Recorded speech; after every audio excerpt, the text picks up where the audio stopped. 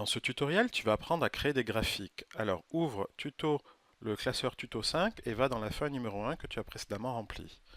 On va créer un diagramme en secteur, appelé également camembert, dans lequel on va mettre les mois et les fréquences de bouteilles que l'on a vendues. Donc, clique sur l'icône graphique ici. Va sélectionner le camembert qui est ici. On va prendre le deuxième camembert, par exemple. Tu cliques sur Next, suivant. Dans les données que tu as sélectionnées, bien tu as sélectionné sur cette icône-là, tu vas prendre toutes ces fréquences-là. Donc tu vois, on est sur la feuille 1 et on a sélectionné de D2 à D13, c'est bien ça. Tu recliques sur l'icône. Tu vas ensuite dans Série. Donc les valeurs, c'est bien D2 à D13, mais par contre, pour ce qui est de la légende, on va mettre quoi? On va mettre pas 1, 2, 3, 4, 5, 6, 7, 1, on va mettre les mois. Donc ici, dans Étiquette, on va sélectionner cette icône et sélectionner les mois. Tu recliques. Et voilà la légende qui a changé, tu vois, on a les mois qui apparaissent. Alors tu vois qu'il manque, ce serait bien si on avait les valeurs et une légende, et un titre, pardon, qui apparaîtrait sur le graphique. Alors pour cela, tu fais suivant. Dans titre, tu vas mettre un titre, on va mettre par exemple pourcentage de bouteilles vendues, ou pourcentage de bouteilles par mois. Ensuite, tu vas aller ici, dans la troisième icône, et tu vas sélectionner valeur. Voilà.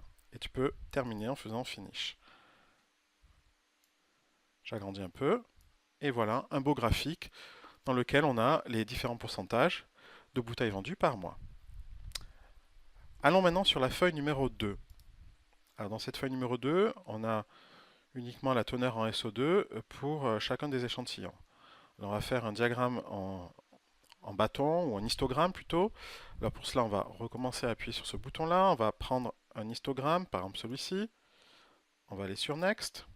Toujours pareil, les données sélectionnées, ça va être ici, la teneur en SO2. Tu vois bien qu'on a sélectionné de B2 à B13 et qu'on est sur la feuille numéro 2. Ensuite, on va aller dans Série. Dans la catégorie X, étiquette DX, on va sélectionner bien les numéros des échantillons. Voilà. Et effectivement, on a un histogramme ici.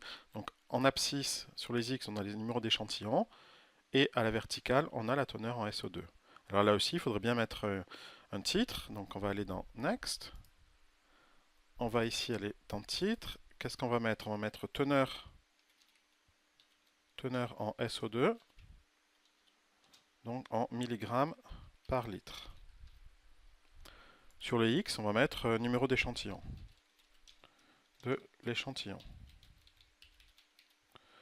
Et sur Y, bien, c'est la teneur en SO2, donc on peut remarquer SO2, l'unité milligrammes par litre. Alors les axes, c'est bon. On va aller maintenant sur valeurs, pour avoir les valeurs qui s'affichent. Et on a terminé. On peut enlever cette étiquette, voilà. Et voilà notre diagramme construit. Alors si on voulait rapprocher, avoir des diagrammes un peu plus épais, on clique sur un des bâtons. Donc avec le bouton droit, on double-clique et on va aller dans Options. Et là, l'épaisseur, on va la diminuer jusqu'à ce que les bâtons se touchent et on a un véritable histogramme.